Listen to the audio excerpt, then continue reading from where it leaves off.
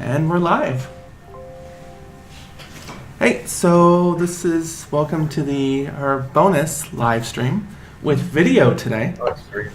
We have like an actual setup. We have people here. It's like a real thing.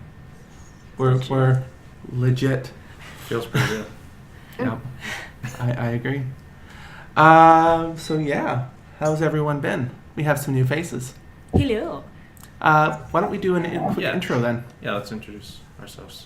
You start? Hi, folks. I'm Stephanie. I am the makeup artist. Oh, there it is. I'm Michael. I'm an actor and writer on this series. I'm Rain, producer, show creator, director, things. I do lots of things. And I try to get everyone together for live streams because, yeah. Yeah. Okay, whichever one of our remote guests would like to go first. Okay, Rory, we're going to start with you then. You got voluntold. It's a little pre-information, I guess. I was watching the live stream to see how it turned out. I didn't know there was going to be a delay. Oh yeah, there's my name's Rory. I joined through Mandy, I guess. I'm the location sound and post-sound editor for Scars. I'm very looking forward to getting into production. And Kathleen?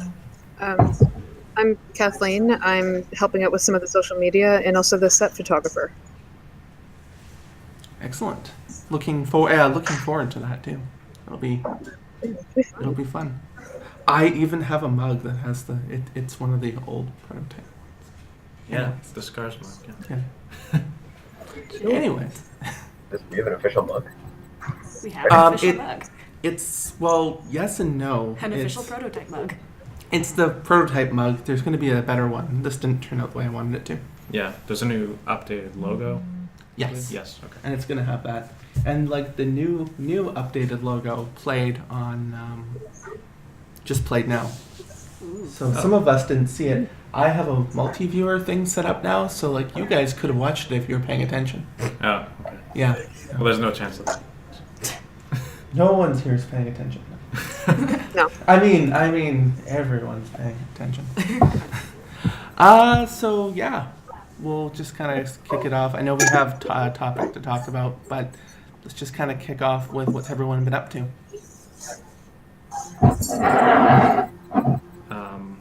What have I been Michael? up to?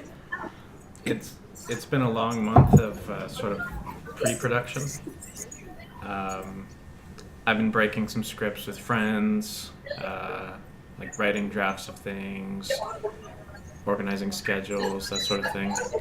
All the fun stuff of making movies that you never get to see. Yeah, I've been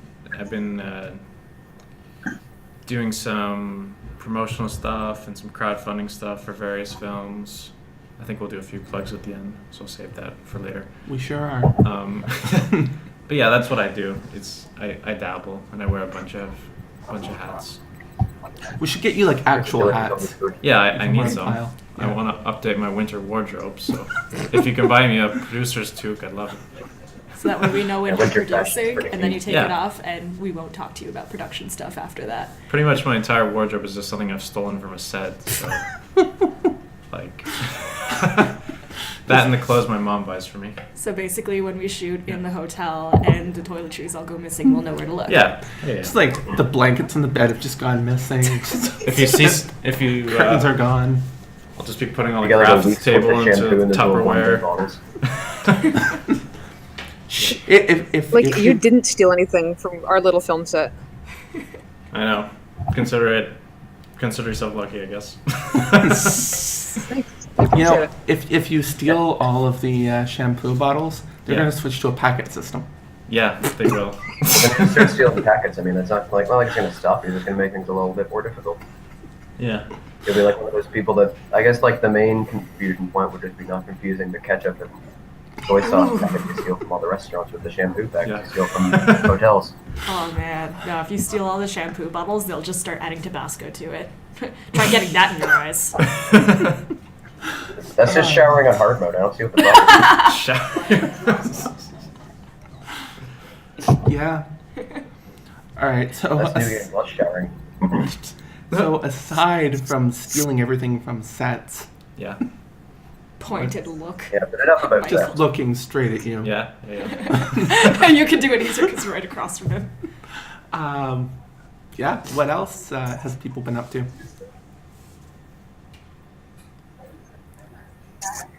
Is it an open question or? Yeah. It's Yeah, an whoever open jumps in question. first. Lovely.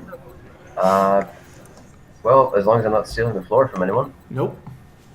Cool. Yeah, I recently just got back into participating in like doing location sound on productions. I worked on a PSA up in Newmarket. I've been working on a indie film in Hamilton that's going to wrap at least principal photography somewhat soon. It's just a matter of getting everybody's schedules together. I've been doing my own sort of. I've been practicing my sound effects editing skills. I did a sound strip for a scene from Titanic, just as a bit of practice, and also that I can use it to shop around my skills. And I've been working on another one, another music video sound strip. They're really good practice if anybody watching is looking to get into sound design and sound editing. Taking a music video or taking a scene from a movie, stripping the audio from it and adding all of it back via sound effects, Foley, and dubbing is excellent practice. And it's how you get like jobs on shows like Scars. That's current. Yeah, I was going to say that's currently my best. My best example of my work is the sound strip I did at the end of 2016 there. I went to this Very cool. museum this fall where they had this little exhibit, and you could do exactly what you're talking about, but just for the sake of like fun. They would give you like a film scene, Yeah. and you would sort of do the sound effects and stuff. It's this museum in Queens. I was awful at it, of course. It's like it's just one of those like little button touching games designed for. Oh yeah, like one of those where you have like a soundboard and it's just like, Yeah. all right, we'll try this one. Just one of those. I remember like a Disney PC game that had a mini game like that too. Yeah, that sounds Was it very called I've good. been Dr. called it, like, Mario? 20 years. Disney. I think of like Mario Paint. Oh yeah, that's Oh, what yeah, it that's was. it. Mario Paint, not Dr. Yeah. Mario. What do I know about pop culture? No, yeah, Mario Paint. That was. I made songs on that, and that was Yeah. fantastic. And then I got like a real piano, and then I played that instead. Yeah. I swear I'm Yep. legit. I got a real piano too. Nice, grand Although piano Mario or Paint was before my time. Although it's been fun seeing all the videos that people have made of like Through the Fire and the Flames and like. Oh, have you Everything seen from Through the Mario Fire and Flames as put on Mario Paint? Yeah. it's- Somebody made like a software because I guess the original Mario Paint had like you could only go so long with the songs. Somebody made like a free to download PC version of just the song creation thing for Mario Paint. And you can make songs that like last forever. Like someone made like a 20-minute song medley. Nice. Rhapsody Oh, wow. of Blue, here we come. What? Okay, so I'll be that guy. What is Okay. Mario Paint? What system Wait, was that? what? Okay, so that was that Mario was. Paint was on the Nintendo. Okay. What, didn't you It- just say it Mario came out Paint with- is before your time? Like sometime like mid '90s, and Yeah, I grew up with basically Mario Paint. it had like Just it, to it age had, you myself. could get it, and it came with like a mouse because Oh. PCs were coming into the form at the time. Okay. And basically, like it was just basically like MS Paint with Mario characters. Oh, Although It it was also had so like much this music more than medium that. where you had like a full stack, and you could, like add musical notes with different voices and stuff like that, based on like what Mario's had with the club or something like that. No, Oh, It- it wasn't. no, it was, but it was so much more than that. You had the Oh yeah, Fly I'm Swatter totally game. not You doing had the the full Fly explanation Swatter because I've never game. played the original Mario Paint. I've only This played has that version I was just nothing to talking do about. with what we were supposed to talk about today. But Right. the friggin' Fly Swatter game where you get to flies and then there's bosses and then it like hits your hand and it hurts and oh man, it's fun. Oh yeah, the So fly fun. thing. I do remember seeing that as well. That does sound. Yeah, it's worth finding a Super Nintendo and Mario Paint and a mouse. It is worth it just for that game. I kind of want to play it now. Thank you for that. Gotta write that down. Just like, Okay, so I'm Make gonna it end this into live that. stream early. I gotta go find Mario Paint. we're gonna play. You guys have fun. Oh, we're- That's fun. Nice. Okay, So so I guess getting That's back cool. to the topic. yeah, I mean we probably should. But I guess we should let other people talk about what's been going on with their lives first. Yeah. Before we talk about we do gaming. appreciate it. So, Sorry, guys. wait. No worries. Oh, do you want to go? Or I know do you Mario wanna rock, Paint really paper, got scissors everything over? on topic. We'll get Kathleen to go next. Cool. I'm kind of doing something with sound right now for one of my classes. I have to do a cityscape. Nice. So I'll be going down to the distillery tomorrow. Oh, fun. Yeah, so I'm just doing a meet and event program right now. So I'm for a couple of short films the next week. You kind of cut out a bit. Yeah, you're popping out. Couldn't have been a more ironic time for the audio to come. Yeah, it's just like, I do sound thing. I'm actually doing a sound thing. That's okay. You guys keep cutting out too. Oh. That's okay. Oh, yeah, so blame us. Everybody. And not even tell us when that happens. Well, if we Yeah. keep cutting out, if she keeps telling us when that happens, yeah. That's Oh, true. no. If she cuts out when she tells us we're cutting out, no. All right, well, it can't be a live stream without some technical problems, I guess. Right? Yeah, don't, I mean, we don't had feel it- bad. The first live stream we did, I could hardly focus because I kept hearing my own echo, and I felt like I was having some sort of weird out-of-body experience, and like, I don't know, I couldn't I focus. think that at is all. actually Oh, like yeah, a legit that is phenomenon. intense. Like I think there's somebody like it's impossible to actually hold like a steady stream of conversation if you're constantly like hearing yourself talk on a slight delay. I think there's somebody's got like a set of headphones where it's just like try talking like this and you hear yourself like a couple like milliseconds afterwards and you can't get what you're saying it because your brain's hearing it and processing it. Yeah, Yeah. I literally Yeah. couldn't speak. I was like frozen, and And it was our best live stream ever. No, I'm kidding. yeah. But hey, even like that happened to Mariah Carey on New Year's Eve last year, didn't it? Did it? Yeah, it did. God. No, I think So, I think like- it was just that it was less that she heard herself, that she couldn't hear herself, or like she couldn't. Her sound monitors were like Dead. wacky or something Oh, like okay. that. Oh right. Yeah. But then like when she's out there on the stage, all of the sound was echoing off of all the buildings. So she was getting like some Yeah. crazy reverb when she was out there. Oh, that'd be so weird. she couldn't hear Oh, I anything thought and she it could was hear everything at once. That's what I'm imagining the experience was like. So even the pros get that, so Yeah.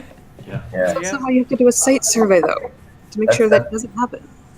So maybe Yeah, for our that's next live stream, we should just go down to the financial district and everybody speak into megaphones.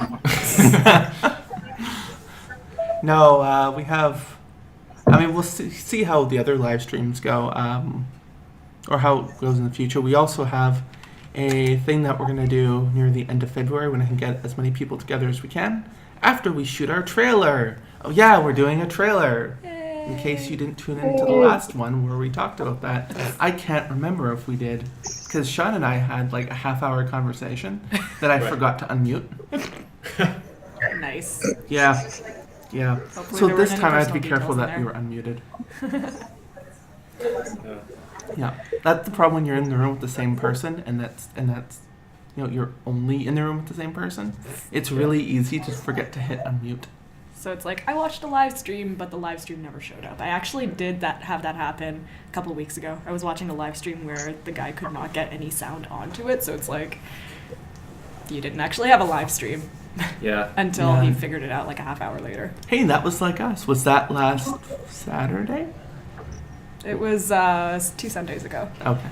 When I was in high school, I used to do the morning announcements every day, and we had to like hit the "O Canada" button, and the national anthem would play or whatever, and then there was like literally like one other button that we had to press to go live or something. I forget how it works. It was this old, weird, like We had the same thing. Yeah, It's like- that I system. remember That's what it that. is. archaic-looking machine. Yep. And I remember like more than once I just forgot to hit the other button, so I'd do like the Did you get school several wide renditions of the national super anthem? important announcements to like literally no one.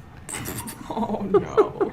And then I would get flack about it later, but I wouldn't know what had happened. Like I wouldn't realize in the moment that I had screwed up. Because Because you of course actually that can't in the get morning it. when like That's the when you drama need club's the advertising, feedback. like a play that they're Oh, doing, and that's they wild. act out a scene from the play with like all like sight sounds and all things like that. It's Yeah. like, oh, we weren't even live for that. And Four weirdly people walking by the office happened to hear the announcement. Yeah. No one else. weirdly they had us sort of like they treated us sort of like voice actors on retainer, so we wouldn't just like do the morning announcements. They would just like bring us in the middle of the day to like randomly make an announcement or something. So I was always like using this as an excuse to leave class or skip class. I feel like this is a good segue to childhood trauma. Oh god. And going back to mental health. Yeah, That well, that was is weird. today's theme, right? Go ahead.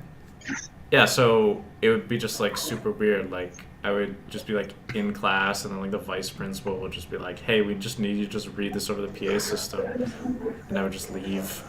But then they'd be like, "Okay, not yet." So it was very good early training for what acting is. Hurry up and wait. Just like, "Hey, get over here right now. Wait 30 Can you minutes." just read this? But Can you just read this one thing for me? yeah, read To it. repeat ad infinitum. Pretty much. Your Yeah, time we is have a in movie. no way precious Yeah. to you. It kind of your story reminds me of like when I first started getting into like producing things before I knew I was producing stuff. In high school, I was like supposed to do some sort of promotional video for the school to try to keep it open. It was going to close. Right. So they wanted me to do a video thing because apparently I had skill or some bullshit. So I used that as an excuse to not be in class because they gave me access to everything. I got a master key.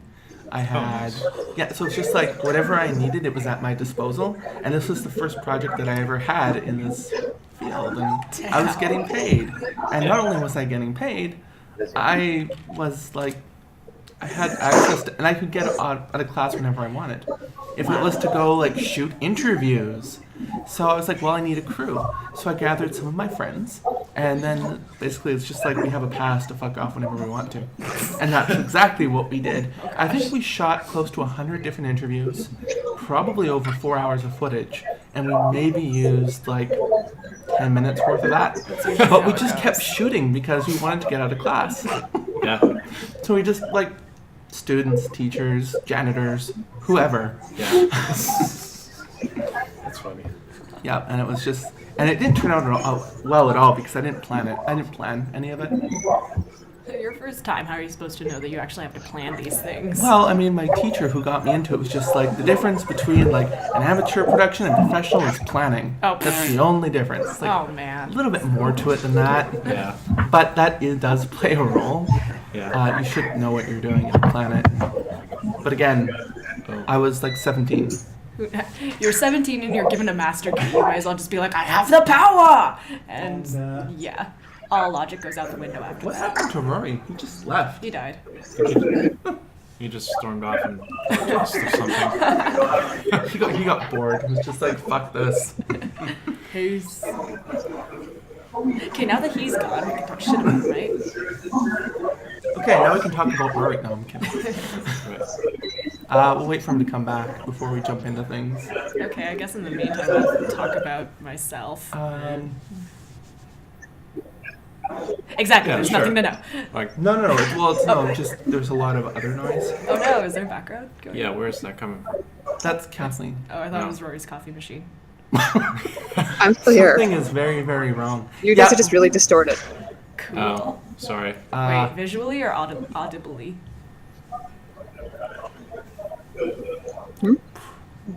Are we distorted visually or are we distorted audioly? Audio. Oh, Okay, hang on a crap. second. Audioly. One second. Keyword.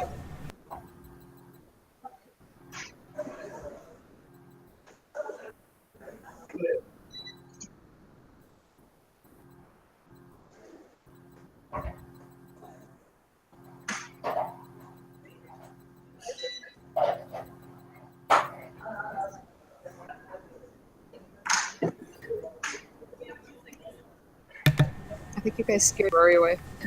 Probably. He We was like, tend to do that to people. It's why we have to keep recasting. I'm tired Why of you Michael's guys here, I talking. don't know. he just thought I'm tired of you guys talking shit about audio and just stormed off. Couldn't listen to it anymore. Just ran away. He's like, damn it, I can't fix this. That's why he's stormed off, because he doesn't have the skills. No, I'm sure he does. Maybe he was frustrated because he knows he has the skill. And he's just like seeing can't us fix it. tinker around with it. It's like, well, you can't fix it if it's a connection issue. That's an IT problem. Oh, he's back. Roy's back. Yay! Welcome back. Welcome back. We missed you. The whole Thank stream just stopped without you here. Thank you. I spilled a bunch of coffee in my kitchen. Oh, that's what happened. I was going to say you put Yeah. pants on. So I guess learned your lesson. I guess knowing that we can talk about trauma. Are we live again? We're live. We never stopped being live. Just the microphone was muted for a bit, Oh, so I okay. could check, and Yeah. we never lost the stream. Oh, But yeah, so things that we're up to. I guess we have one more person Oh, before jumping right. into things. So I joined this crazy project about a week ago, I think, and I've been pretty much hard at work since then, just drawing up the characters, putting them together as far as visual aspects would go, deciding what they're going to look like, and then also deciding on hair, and I guess clothes now, because I'm not only makeup, I'm makeup, hair, and costume. I'm really sorry about that. I really tried hard not to. GG. I mean, I'll help the best I can. I sent out emails about wardrobe. It's good. I'll figure it out, I guess. Cool. Yeah, I've just been doing that. Elsewhere in my life, I've been working on a project where I've been doing body painting with stencils. So I'm just carving up the stencils by hand because I'm very particular about how I want them to look. I basically do this thing where I make stencils of geometric shapes and then I layer them on top of each other. So when I paint them on people, it looks super psychedelic. Yeah. And I've been doing court support for friends who are going to court and testifying against their abusers and rapists. So if that can go back into I the whole like- trauma aspect, there we go. I really like that you brought that up because we can just fly into what we're actually talking about tonight. And let's go back to the subject. And this is why we do this. Yeah. Yeah. Yeah, so the whole music, are you able to speak on any of that or? I can speak for ages about that. So, good lord, where would I even start? Basically what I do, in my civilian life, one of the many things that I do, I'm one of the founding members of Coming Forward, which is a grassroots initiative dedicated to helping people who have undergone sexual trauma specifically, helping them figure out what their options are, supporting them through whatever process they choose, and basically pushing towards more fair treatment for them in the legal system. Yeah, and that is called Coming Forward. No, Shameless plug. There is nothing wrong with that. No, that's fantastic. Mm-hmm. We need a lot more of that going on. Yeah. That is some fucking noble work. Yeah, that was started by Linda Redgrave, who you might remember a couple of years ago. She was one of the complainants against Django Meshi, and she was. Oh, that's what that is. Yep. Sounds familiar. Yep, and she was absolutely dragged through the mud by Django Meshi's lawyer, Marie Henin. And the thing is, the legal system pretty much depends on a truthful, accurate, and cohesive narrative of events in order to prosecute a case. And the thing was when you've gone through trauma, your brain tends to process everything in different ways. So if you're trying to recount a traumatic event, it's not going to be in order, it's not going to make sense, it's not going to be cohesive, but that's all hallmarks of trauma, and the legal system will not see it that way. They'll just see it as, oh, this person must be lying, which is why all of the complainants, why all their testimonies fell apart, and why he got off, and why so many rapists do get off in court. Because the court doesn't know how to read their testimony properly, basically. I imagine this is one of the reasons why when you see people like Bill Cosby and most recently Larry Nassar, when people come out, when there's like so many people, I imagine the case against the accused becomes more and more, I guess, legitimate. Oh, Unfortunately, is the absolutely. word that I most recently gravitated to. Yeah. Just because it's hard for a court to say, oh, well, this person must be lying if so many people are exhibiting that The exact same Dramatic. thing. Yeah. testimony. Yeah. But, and then again, like the whole going back to not being able to, tell a cohesive story, having more than one person, it sort of helps paint that picture where we have pieces and that sort of Yeah. thing. But I think like a lot of that's going to come down to, if we had See, that's a tough one because, like, you can kind of see, like, they need a cohesive story in order to be able to process that. But I think having someone like, like a psychiatrist or someone, or or like a expert therapist. witnesses who Yeah. can tell Yes, you, that okay, too. this is why they are remembering their story in little bits and pieces. Yes. This is why there are blank spots in their memory. And it's all about coming down to understanding, what that sort of trauma can do. Yeah, and actually taking Like better that understanding that would piecemeal go evidence as a evidence. long way to be like, oh, they're not lying. It's just that they're so traumatized by what happened to them. This is why they're going about explaining this in this way. Yeah. Like Exactly. I mean, like that's something that definitely needs to happen more because one of the main things that's been happening in the whole Me Too conversation that I've seen is just that people believing the people that are coming forward with their stories and things like that. Mm-hmm. So Yeah. I We finally reached I didn't know that that was the watershed thing.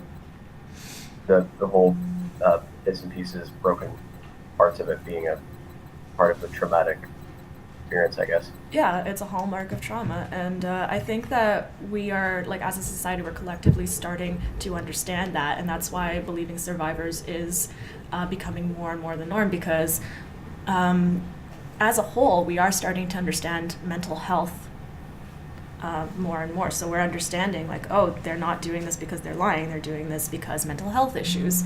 So since we're understanding one aspect, the mental health issues, we're understanding other aspects as well, like mental health, how sexual assault can affect that, which is why I think we're starting to believe survivors more and more.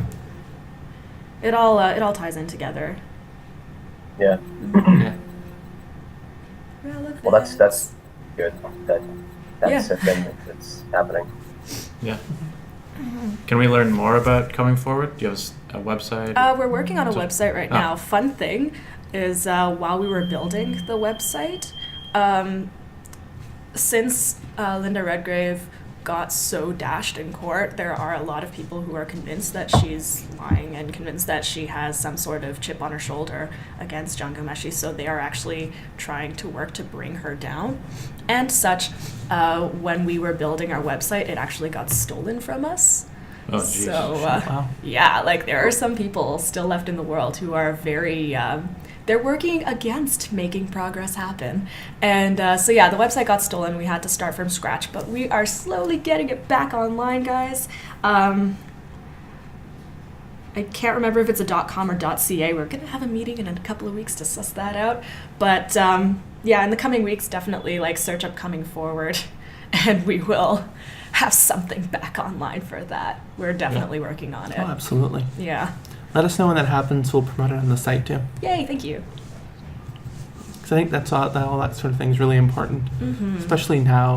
Like people are finally getting brave enough to come forward, and I deal with that. I think that opens the door too with being able to start dealing with trauma, and it's just sort of an encouragement because that there are all kinds of different traumas. Yeah, and there's different ways of resolving the issue as well. Like more and more we're finding out that maybe an adversarial court system is not the best way to deal with it.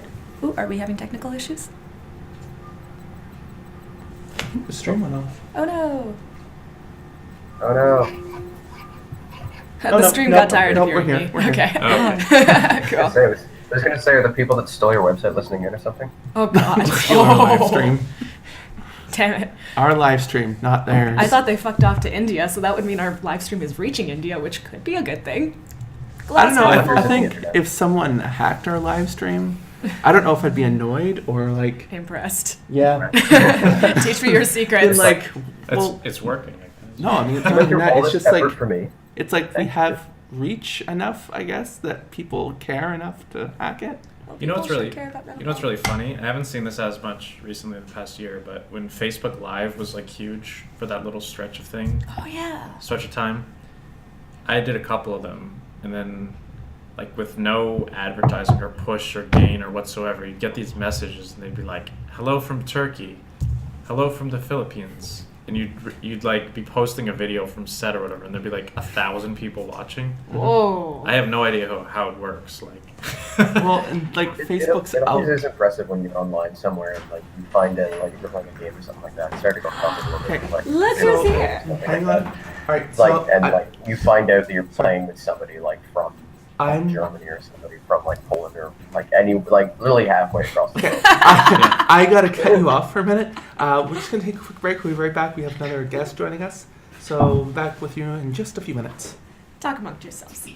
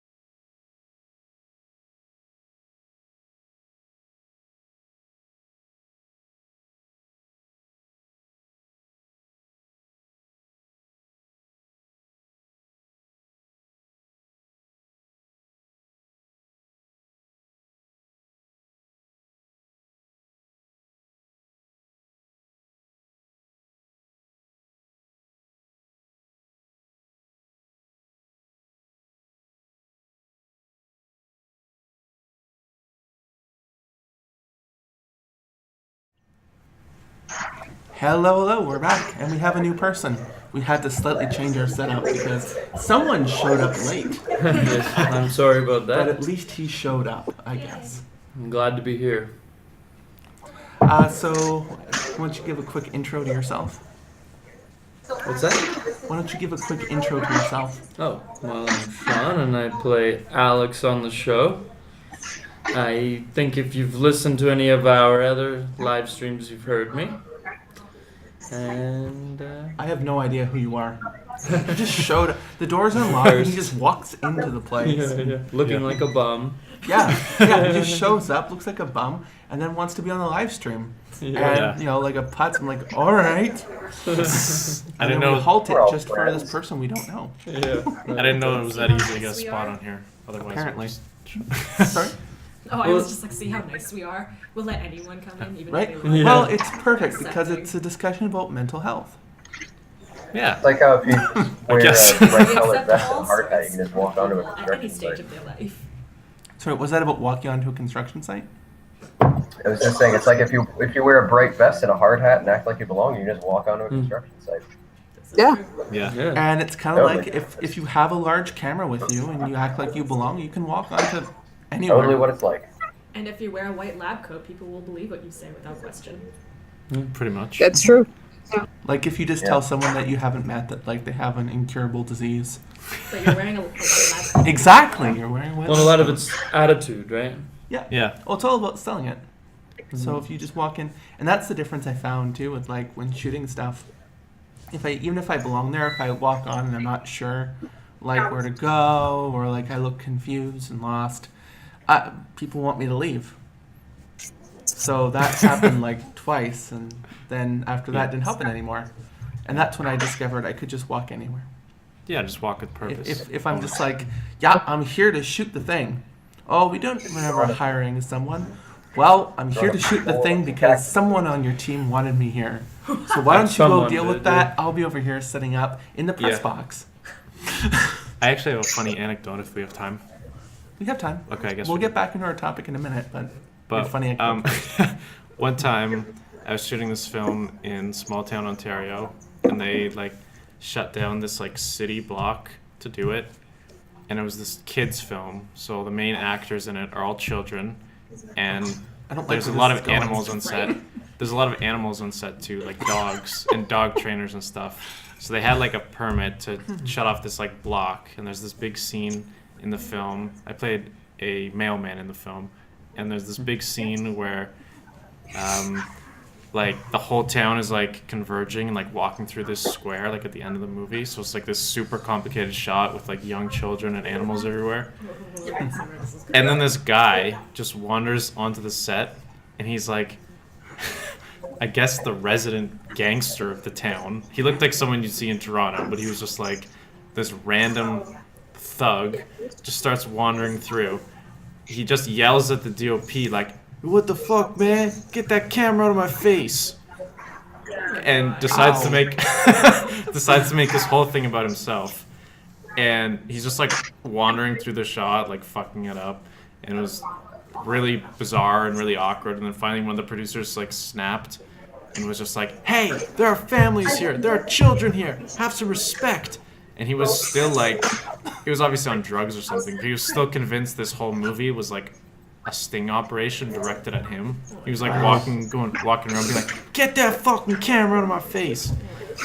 And it couldn't have been more of a funny juxtaposition against the sort of like happy, idyllic, small town scene we were shooting. It was just very And bizarre. then you see how people Yeah. really are in small towns. Yeah.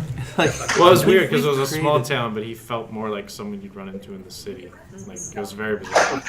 I have a similar story actually. To go further into the anecdote, I was shooting a film one night in downtown Toronto, and we were on the street, and at some point this random guy just comes in, wanders onto the set off the street, and he thinks it's absolutely hilarious that we are shooting a film. Ooh.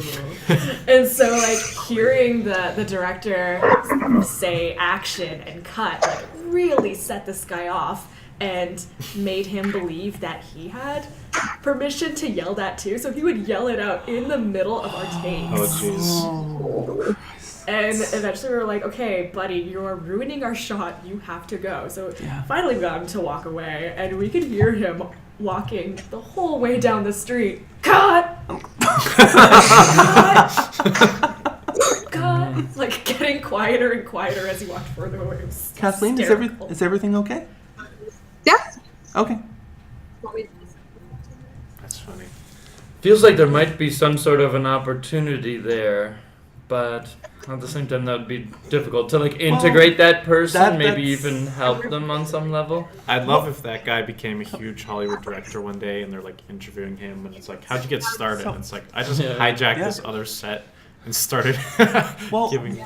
So this isn't quite related to our our. our main topic, but it just sort of reminds me of. So there's something that I heard a while back when Robin Williams was ever on a set.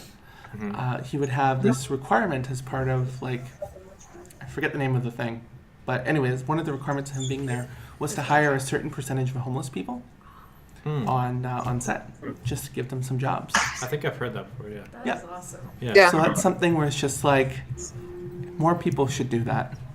And to give people the opportunity to The help opportunity. themselves up, kind of thing. I mean, in that aspect though, also it's just like, I don't know. There was a time where I spent some time homeless, and there's like different varieties of that. Right. So like, there are the people who do want help, and they're kind of the harder ones to come by because they're not the ones that are on the street. There are certain ones that have just kind of given up too. And so like, being on a set's still a pretty delicate place, small or big. So also you kind of just, there's a certain level of needing to be careful on that as well. So like Yeah. you'd have to vet them. So have them go through a job interview like you would anyone else. Exactly. Yeah. But like, maybe go through like shelters or something, Yeah. as opposed to like people who are just on the street. Right. Well, and that it not be like a token thing that pulls them off for a second and throws them right back in, but rather like gets them on a bit of a track. Well, and that's why going through somewhere like a shelter and that kind of thing is great, because you can speak with them, you can work with them, get them some job experience, and then go from there and try to get them other work as well. Yeah.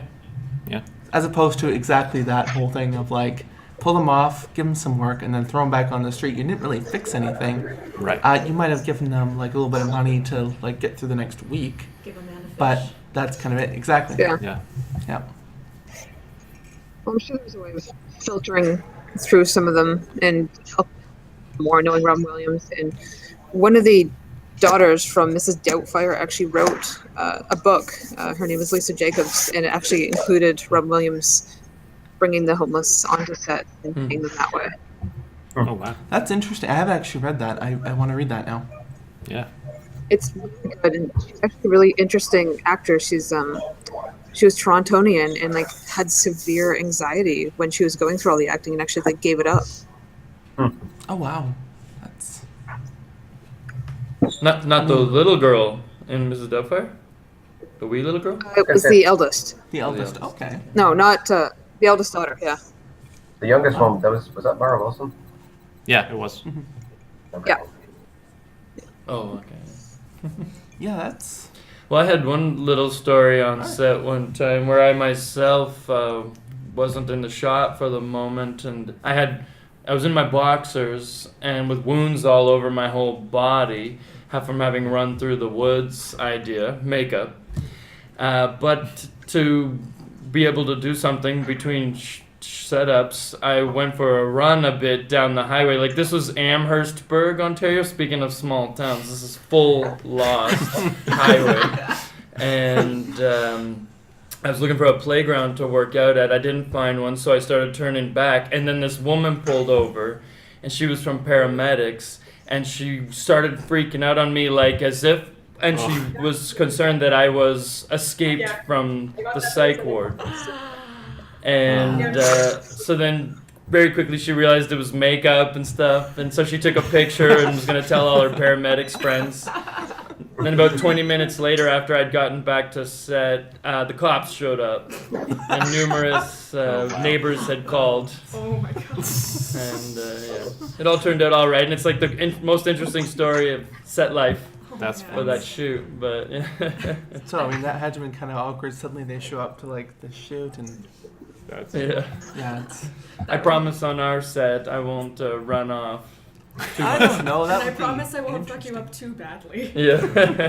Too badly being the operative word. That actually reminds me of a time I was shooting a short film in London with my dear friend Emily Schooley, and in that film I basically completely wrecked her face. And then when we were done, we were driving back to Toronto. I think we stopped at a Tim Hortons just outside of London, just to fuel for the trip. And she was still in her makeup. And the person behind the counter was not phased at all. Like we were shit as secretly always.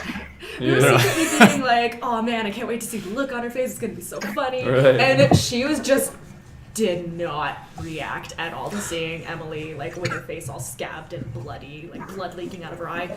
No reaction. And we were like, holy shit, what have the people in London been through that this is okay for them?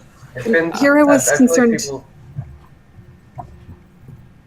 Who's Yeah, I concerned? was gonna say people in London, I guess, because it's a party town, they're probably just like, we deal with worse people. Damn. Which makes you wonder, like, what was worse? Yeah. Anything's possible. I was Fucking concerned- college drunks. Yeah, yeah, that's true. What were you I was concerned about? with Mike going to a meeting after we filmed something with him over his face. So this is nothing compared to. Oh yeah. Yeah. No, that everyone bringing up their makeup story reminds me of one that I'm sure I've told. I don't know if I've told it on a live stream though. So, So here we go. what's that? Here we go. So years ago, back in high school, there was a thing with like the police academy at the college. They would go through and they would do a test. They would have like their tests and whatnot. So they'd grab students who were in who were in drama classes, a select few. They would go and grab them and bring them to the testing to do different scenarios. I was grabbed and brought over to one back when I did Like acting. consensually grabbed. Did they ask you first? Not physically grabbed. They told me, but wasn't really. I wasn't asked. It was more like, so today you're going to this thing to do this thing. You're coming with us to the I like- secret police headquarters meeting. I'm cool with Morally that. grabbed. Morally Yes. grabbed. Well, yes. Voluntold. So figuratively grabbed. But yeah, they brought me over and it's like, you're going to go do this thing. Like, okay. So there's different scenarios, and one of them is just like a hostage situation, like a house. I wanted that one, but I didn't get that one. Instead, I got jail. So we had some really cool scenarios, but one of them was... Oh yeah, so one of them was I had to play an inmate who had... I don't want to use the word crazy, but they wasn't sure what was wrong, but they couldn't understand anything that was being said. So I had to play a prisoner who couldn't understand what was being told to me, and I was just like totally just off the walls, just behaving erratically and dangerously. I And guess like a break from reality sort of situation. yeah, and so part of that was also that I had an injury. So I had a bunch of makeup done, and that was, you knew this was going to a makeup place. So yeah, I had a bunch of makeup done. And I think there was like a huge wound or something on my face, like just a gash, a cut. The makeup done was awesome. So the whole thing, I'll tell the whole story, not just the makeup part. But during that particular scenario, I was, it went on for like 10 minutes, and it was exhausting. It was really, really exhausting, and they didn't know how to handle me. So like, they failed. But the part that really made them fail was when they tackled me to the ground and my head smashed, and everyone heard a crack. Oh jeez. Yeah. Yeah. I got up and just kept going. Oh my But god. Like someone who is they're like, "Do you suffering- need to go to the hospital?" I'm like, no, I'm good. I have to work in a few hours. Oh my god. Did they make you sign a waiver at least? No, I don't think so. Oh shit. So you could have like legit gotten injured and then possibly sued them if it was severe enough. Yeah. Wow. Yeah. Yeah. But no, I wasn't like severely injured enough. Like it hurt and I was dizzy and Yeah. That head injuries are pretty serious. yeah. And then again they wanted me to stop, and I'm just like, no, I'm good. Keep going. I was having fun. Committed to the role. I really was. You understood what I That's the said. thing. Like, So if you're in method. that actual scenario where someone is having some sort of psychotic break, like, they are going to keep going. They are not necessarily going to stop for pain. Like adrenaline is just going to keep them going. Yeah. Yeah. And they wouldn't necessarily feel it. Yeah, they won't So it's- necessarily feel it. Right. So I mean, in a way, it was really good training, except like I was clearly they had to make sure I understood them, so I had to break character, which I didn't like. You had to make sure that you were Yeah. actually okay. Yeah. Which is No, I understand where they're coming from, but Yeah. like doing acting at the time when I was taking that a little bit more seriously. stick to Yeah. BDSM principles. Use the light system, red, yellow, green. Good? but- Green? But yeah, back to makeup. So I left and I had to go to work, and this was when I worked at the TV station in my own hometown. We forgot about the makeup. Totally forgot about like the blood and the bruising and the fact that like now my face is kind of like bashed up after Yeah. what happened. The summer So is like real. there's the makeup and then there's like the natural stuff that happened, and it was fuck. So yeah, I went to work and they asked me what the fuck happened to me. I had forgotten, and I'm like, what? And I'm like, Oh, they bashed my head a little bit. no, and they're just like, your face, and I look in the mirror and like, oh, yeah, I got into a bit of a fight before getting here. Yeah, I got hit by a car. I didn't. Well, that actually happened once, but I'm not. The bus didn't miss me. But no, it's just like, yeah, I got into a fight on the way here. Someone tried to mug me, and I won. Yeah. But it's just like, okay. Joke's on me. A year later, I did get mugged on the way to work. Here. Well, that's less fun. Yeah, that's fun. I know. I just bring the mood down.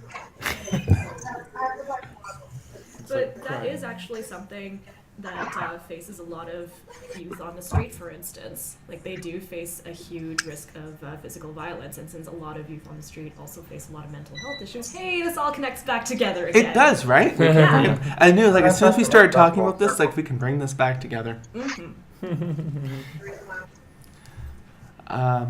But yeah, I feel like our remote guests haven't been included enough. Because it's been really quiet from that end. Yeah, we've just been Oh, having just fun been over listening. here. Yeah. Everyone, they're just listening. All right, I can appreciate that. They don't Oh, have any fun fun makeup makeup stories. stories to share. And that's where I come in. I have stories for days. Yeah. But yeah, no, the whole thing about going back to, you know, like the people who are in prison just because, you know, of mental illness. Yeah, Because the we police don't are have a not trained place. to understand them. And there's also just like people would rather put them away into a place than like actually deal and treat it. Yeah. It's like a modern day version Yeah. of those asylums that they used to have, because they don't know how to deal with people with mental health issues. Man, put them in the loony bin. Forget about them. Yeah, It and still then exists. and just then in a go different and do like inhumane things. We don't do inhumane things as much anymore, as much. way. As much. Yeah. We still do, but Yeah. I know ECT is. It actually surprises me that ECT is still used, but apparently it does help some people. Yeah, I believe it helps some people with depression. I believe it is. Yes.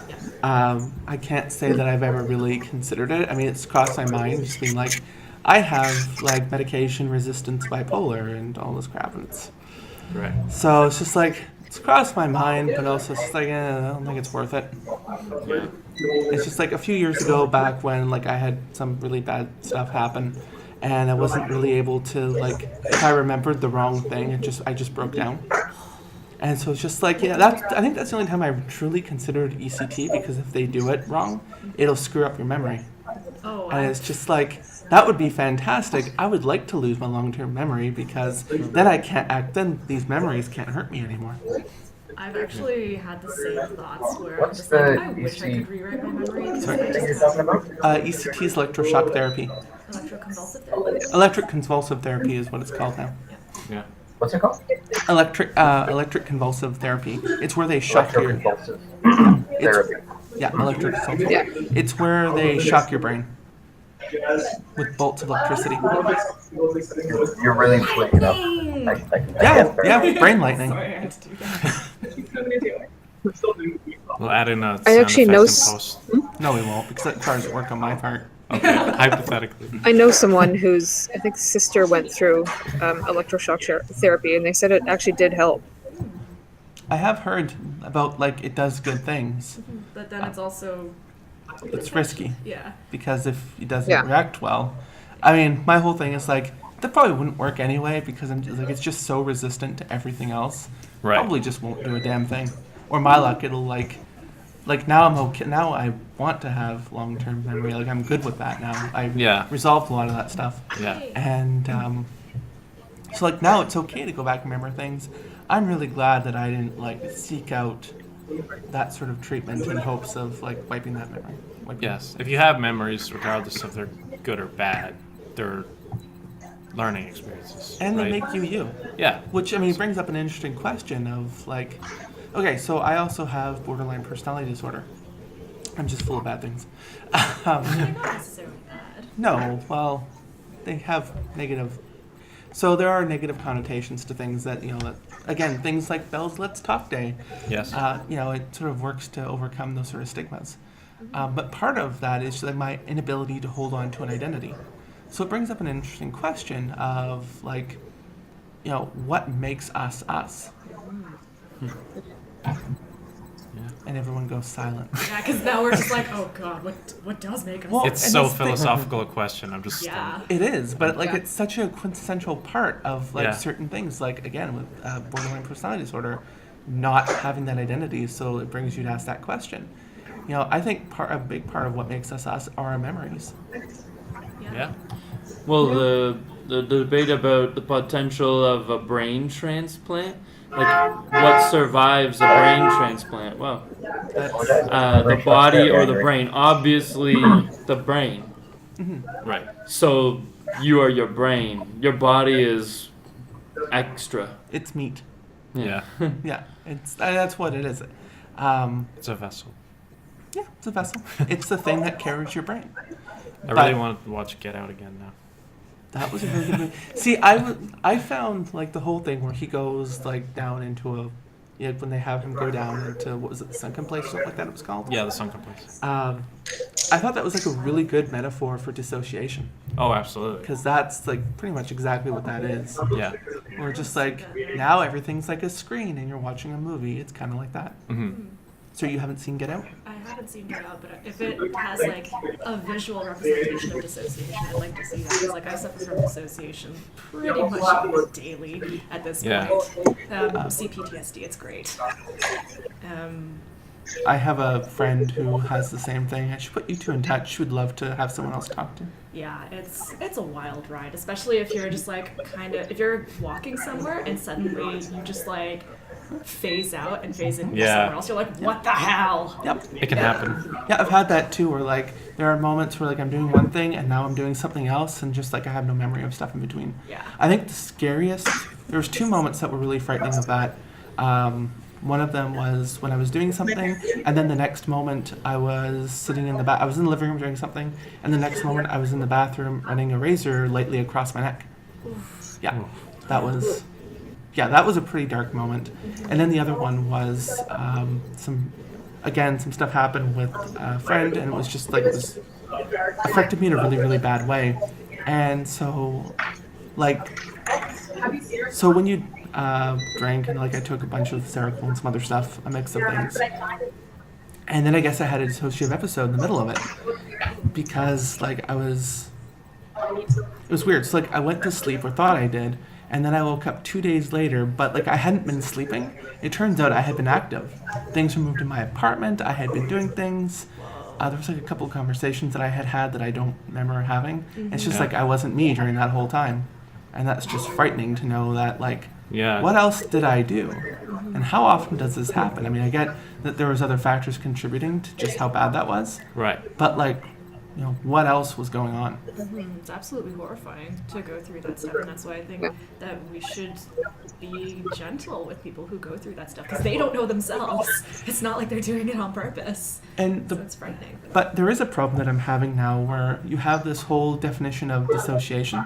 Like what you've described, what I've described, you have people who are just like, if you forget, I think one of the new definitions we're trying to do for dissociation is like, if you forget where you put something, like you're walking in a room, you forget what you were there for, that's dissociation. No, it's not. No. Yeah. No, it's just like, why are you No. including?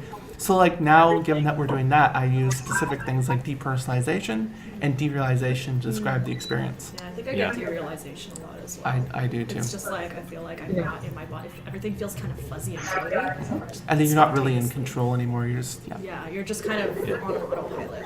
What you're saying goes back a lot to why mental health is a difficult conversation for a lot of people, because when things are not properly defined, people don't really understand like the depth. So there's a huge chunk of people that still don't understand that like depression is not just like, oh, I'm sad today. Oh, Yeah. Yeah. no, and that's. I have another friend who just like she gets just as angry. She gets angry about that too, and like Yeah. like a lot of us do.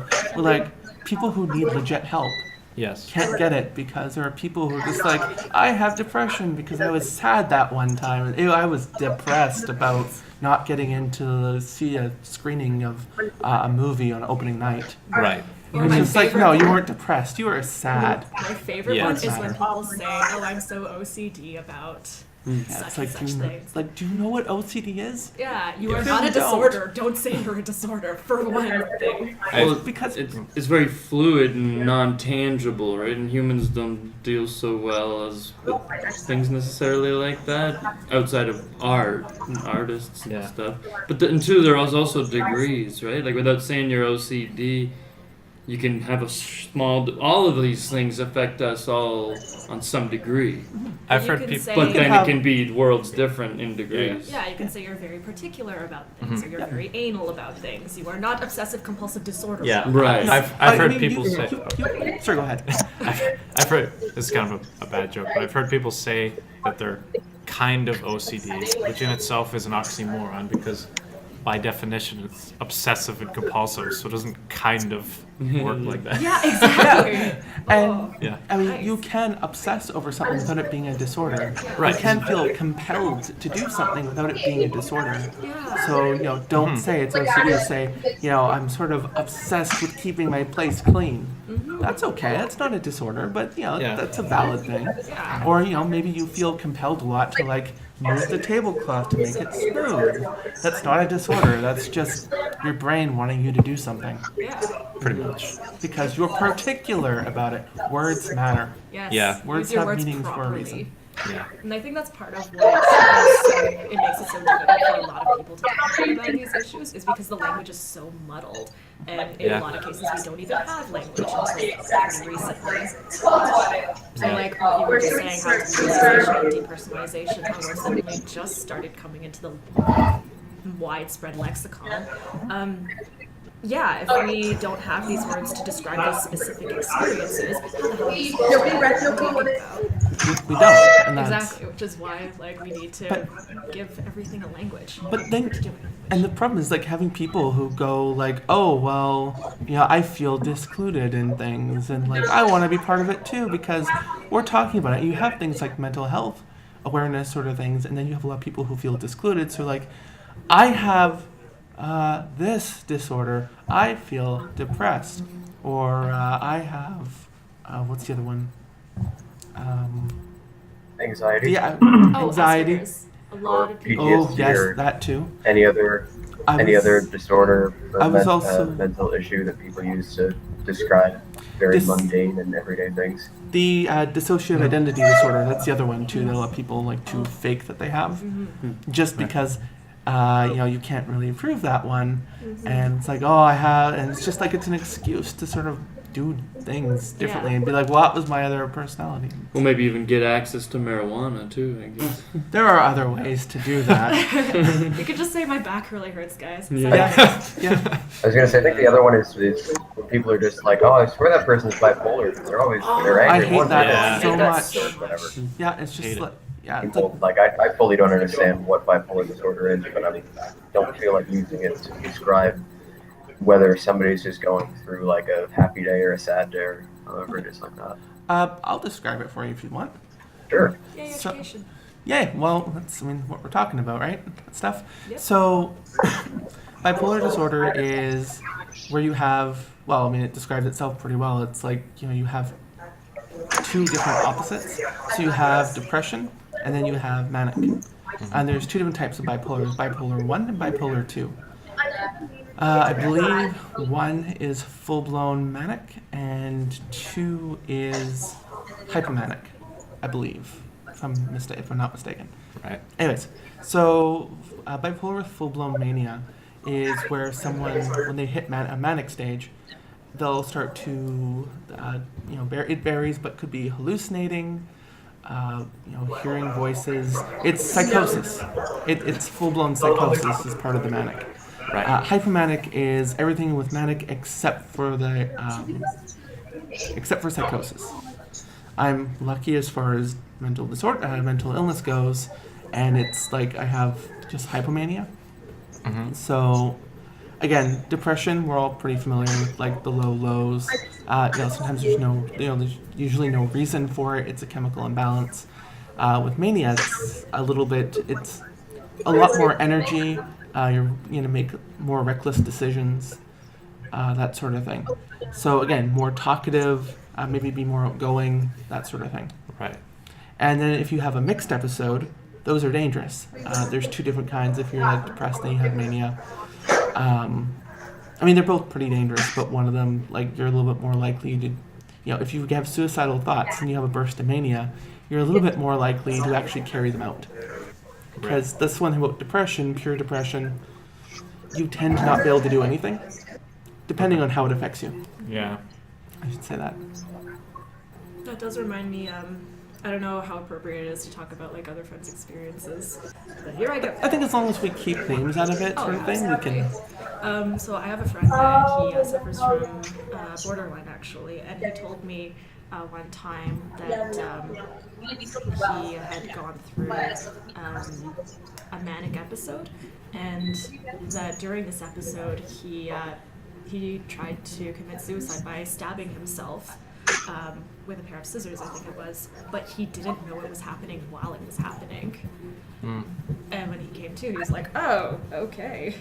Yeah. Yeah, it's not something that he actively wanted to do, but it happens because you're in this phase where you're going to make reckless decisions and not quite think them through and not be aware.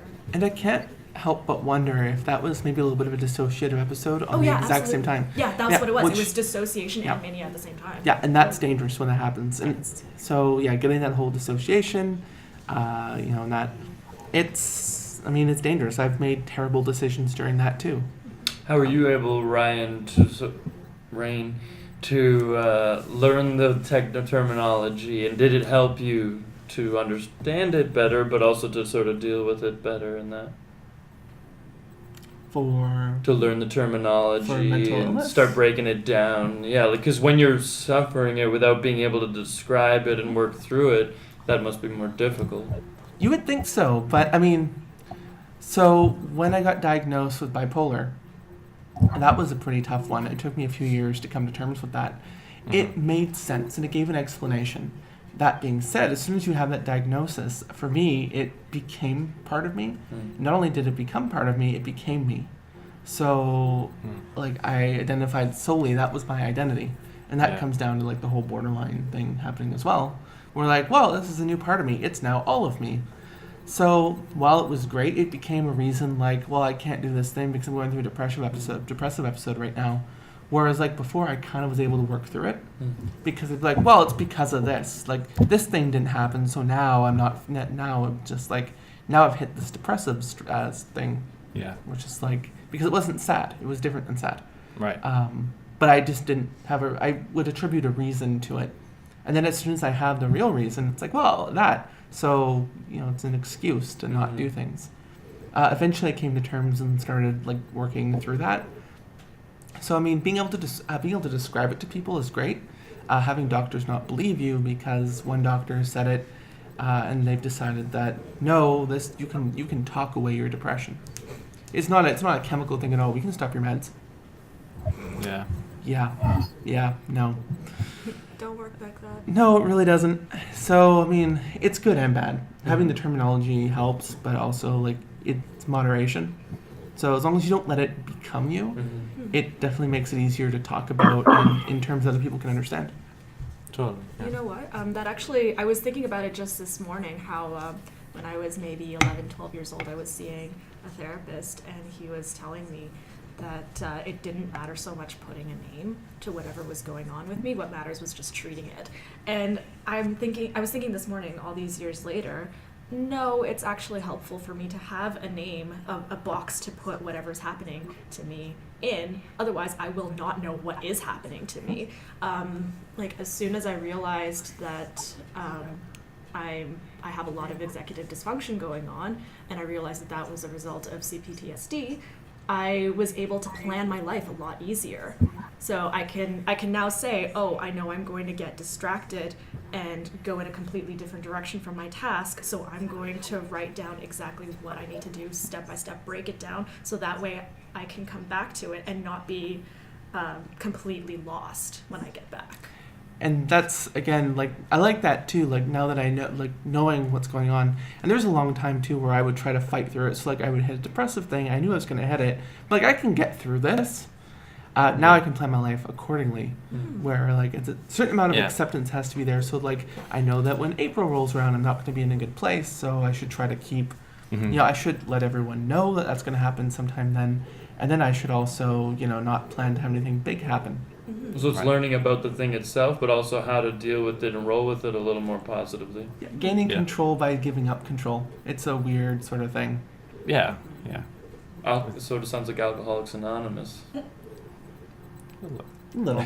Similar theory, I suppose. Similar kind of thing. I mean, it's not. That's it's not- also a Yeah. mental health disease. This Oh, is yeah. true. So- It Yeah. hasn't It been is. accepted until pretty recently. And Alcoholism even then, is a it's disease. still pretty tough too. It's still like coming into the.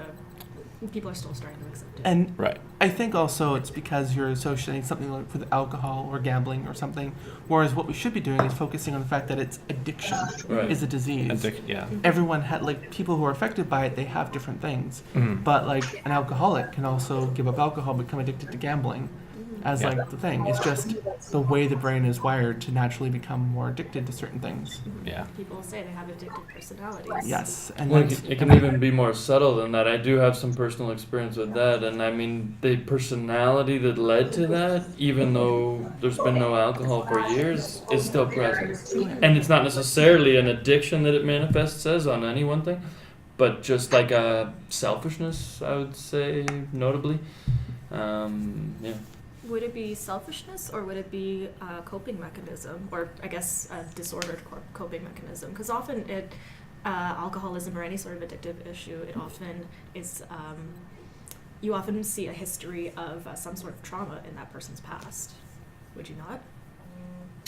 So Not it's in the not- case I'm thinking of specifically, Fair unless enough. I'm not Every aware. case is But different. you're right, of course. I mean, there's a ton of nuances.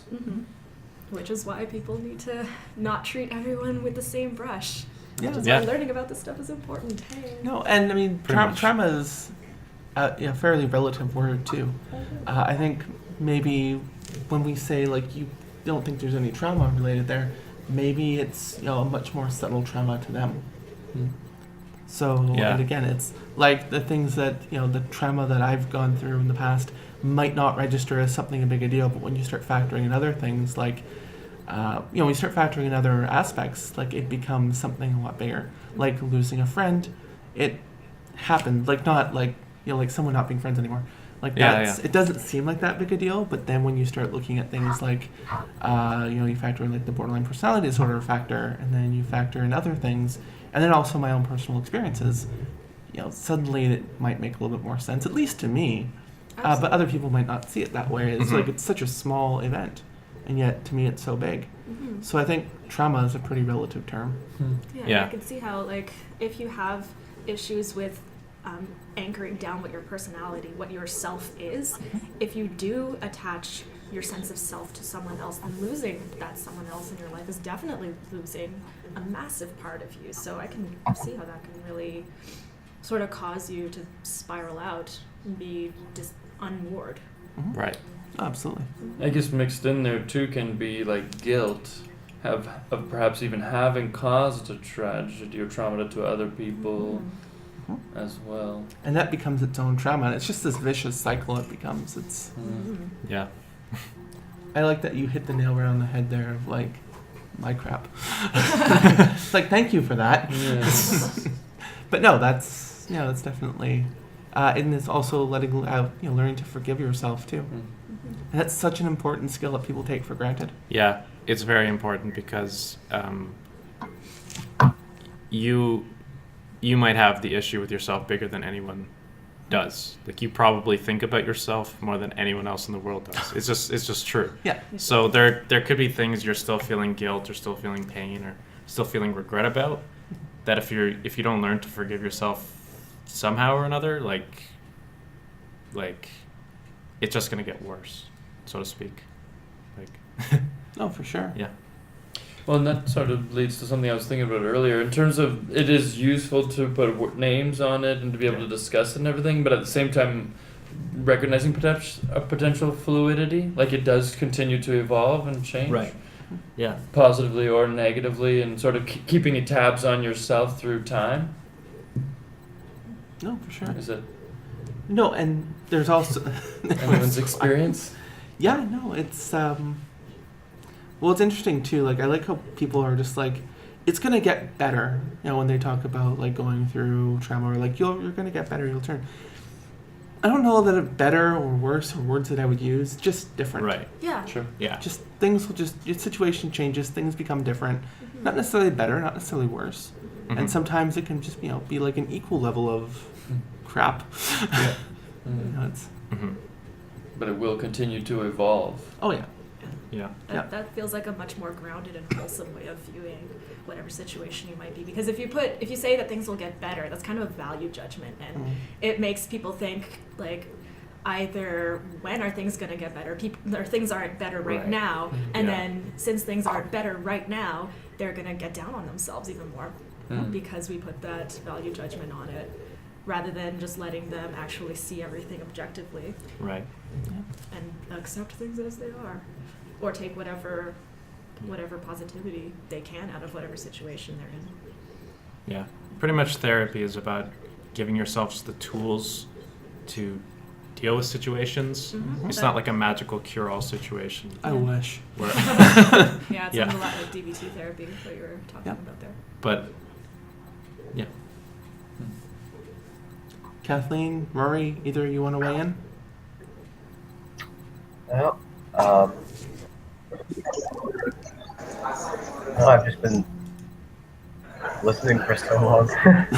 Okay, We had you on mute. Remember, you're part of this. I know it's a little bit yeah, difficult without being I here. guess spent the last 4 years in terms of my own sort of I guess experience with mental health, more or less. I think what you were talking about with bipolar was that once you had like a name for it, it was just like you had a box to put everything that you had into. And once I found out that anxiety was a thing, a lot of my life made a lot more sense, because when I was growing up, I was like, whenever there'd be like a substance abuse or something in school, I'd always like cry a lot and stuff like that. And it's just like, huh, that's weird. I just cry a lot sometimes. There's no way nothing I can do to stop it. But now I realize I did recently just get diagnosed with general anxiety disorder, so that makes so much more sense, honestly. It's nice to have that sort of. It's not just like, oh, you just cry a lot and don't deal with situations. I'm curious. Like, did you find that validating at all? What's that, sir? Did you find it validating at all? It did, yeah, it did actually feel validating. 'Cause, like, I figured around like 2014 that I was really somewhat anxious. But actually say, yeah, it's kind of like anxiety disorder. It's just like, yep, okay. That had a weird childhood. It was just like, nope, you were just anxious. That's what I was. It's definitely a validation, both seeking out like the help and getting someone to say, look, this is a real thing, versus just kind of like fumbling your way through life, trying to figure out what it is. Yeah. That was exactly the point that I was getting at too. Yeah. Yeah. Kathleen, any I thoughts?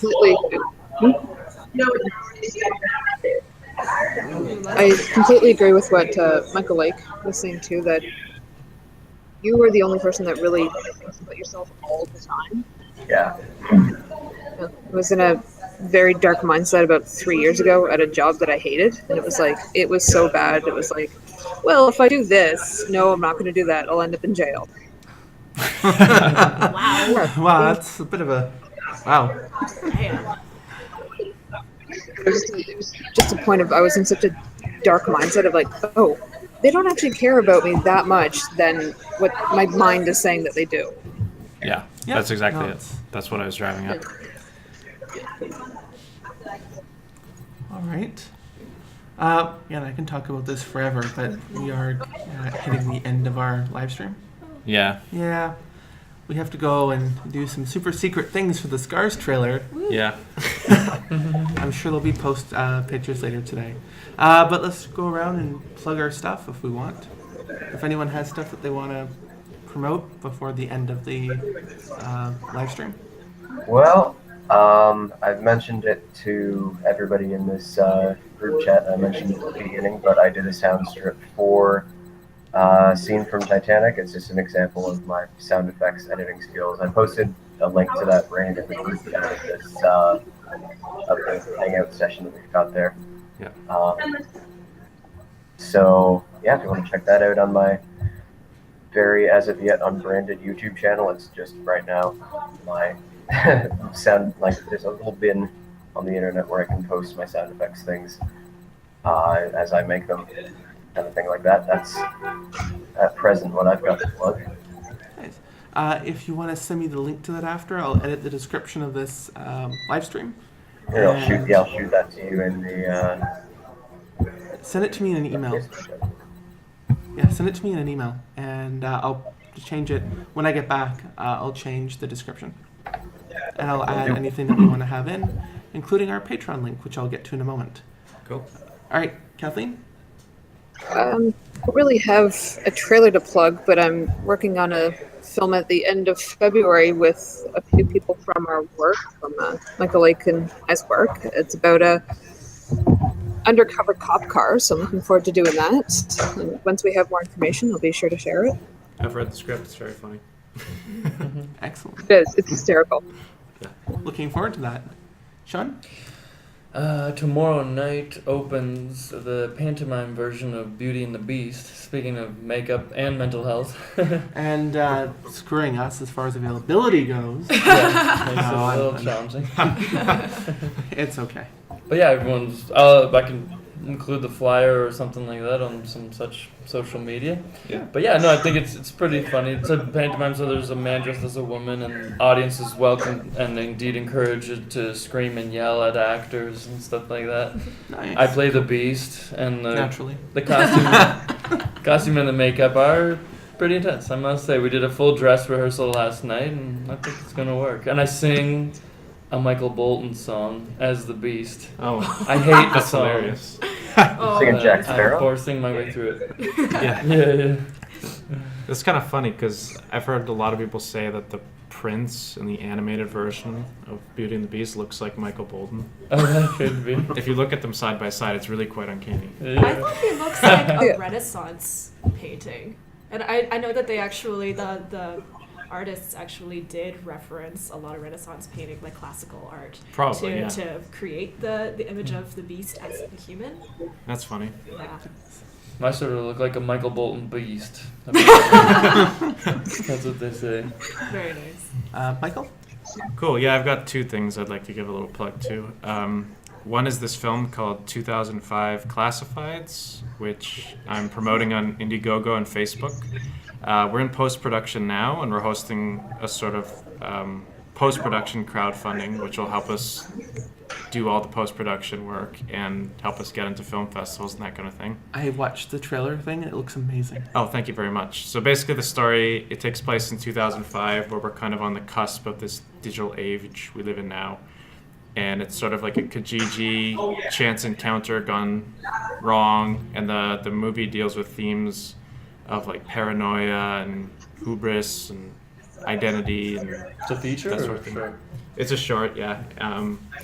So 2005 Classifieds is what it's called. You can look that up on Facebook or Indiegogo.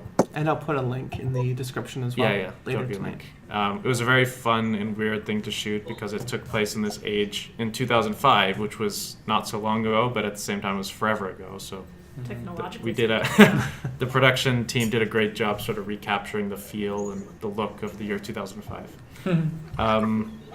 The other thing I want to give a shout out to is this show called Beck and Call. The first couple episodes of it are online, and we're going back in February to shoot more of it. It's a very funny show, mockumentary style, about these two female agents that run a talent agency. I play like their sort of intern that hates himself. Their most valuable asset to the company is this pug. So this adorable pug named Bella is the star of many of the episodes. Yeah, so there's episodes of that you can watch online and more that you can watch soon. Excellent. Stephanie? So I mentioned earlier in the podcast, livestream. It'll be up on iTunes too, so it's a podcast. What is this terminology? Live stream. I video mentioned show. earlier today that I had done makeup with my dear Emily Schooley. That was a short film called Psyche, and that actually does have to do with mental health issues and the idea of portraying a face to society that might not necessarily be how you feel on the inside. So that is a short called Psyche. And I also mentioned earlier today that I'm a founding member of the grassroots organization called Coming Forward. We're essentially aiming to support victims of sexual assault and trauma, and basically teach the legal system that mental health is a thing and that trauma definitely is a factor when conducting their investigations, and not to discount it. So that is called Coming Forward. I will find you a link to the website soon, once we are getting that back online. And all the links to the things you've heard will be found in the descriptions later on, probably tonight. I'm not doing that right away. But, so yeah, there's a couple things that I'm on. I'm working on this little show. I don't know if you've heard of it. It's called Scars. Yeah, really. It's Amazing. so yeah. There's a few things going on with here. We have a Patreon that we are going to start pushing harder. If you want to see episodes, feel free to kick a little bit that way. It helps us on an ongoing basis. We're hoping to get the number up a little bit higher than it is right now. What else? So we have that. We also have a trailer that we're doing. We're all currently working very, very hard on it. March 1st is when you'll see it. It will go live on March 1st. Anyone who's backed us will get some sneak peeks early of things as things are available. Can't make any promises. We'll also be recording a little bit of an extra piece to go along with it. Just sort of a podcast kind of thing where after we've made it, a little bit while later, we'll sit down and before its release and just talk about our experience on that. All right. Just look really awkward. Only a few people have heard that this is what we're going to do. We're going to try to get as many people there as we can. It'll be a better setup than this right now. This is how we learn, by doing. Well, this is the best setup we've had yet on this. How we learned it. Kudos. Applause. Yes. And so I hear a noise. Anyways, so the other thing is that February is trailer month on the Scars Facebook page. So we've all been working on things, trailers to projects past, present, and future, and any sort of promotional things will all go up throughout the month of February, leading up to our March 1st trailer. So if you haven't liked the page, do it. The link will be in the description. There'll be a lot of trailers coming up and that sort of thing. There's also a Twitter. We'll post things up on there as well throughout that. And also, again, the Twitter's a good place. And our Instagram for Scars as well for like behind the scenes photos of getting ready for things. And again, our lovely behind the scenes photographer, Kathleen, will have photos that will go up there as well. Looking forward to it. Sorry, go ahead. Sound like you were going to say something. I think we heard a woohoo. Looking, Yeah, we'll She go. said but she looking said forward. looking forward to Ah, it. okay. Okay. She is. All right. I could have sworn there was one other thing I should have made a list. Not sure what's going on with our February live stream yet, what we're going to do for that. But as always, it'll probably be posted like a few days before it actually happens on the Facebook page. Because can't seem to get that together early. I just like this time it'll be like 2 weeks early. 3 days later, 3 days before. Yeah, I should probably post that. Yeah. Yeah, thank you for everyone who tuned in. It's been a lot of fun. And again, we'll see you back in February and then March for the trailer, where you get to see what the show looks like. And if shortlisting the other day with our DP, if that isn't an indication of what the trailer will look like, I'm really, really looking forward to it. Yay. Can't wait to show it to all you. All right. All right. See you next time. See you next time, everyone. Peace. Thank you for tuning in, and Yeah. stick around to the end just to see everyone who's supported us so far. Thanks. Thank you to all of our supporters, both from Kickstarter and Patreon. Giving a quick shout out to Kai, Andreas Nelsmuller, Milani Hernandez, Colin Weatherby, Primal Screams Media, John Freeman, Mark Grasdell, Heath Dobson. You guys are awesome, and thank you for your support. If you'd like to contribute, our Kickstarter is over, but Patreon is always open, and there are some neat rewards with that. The link is in the description.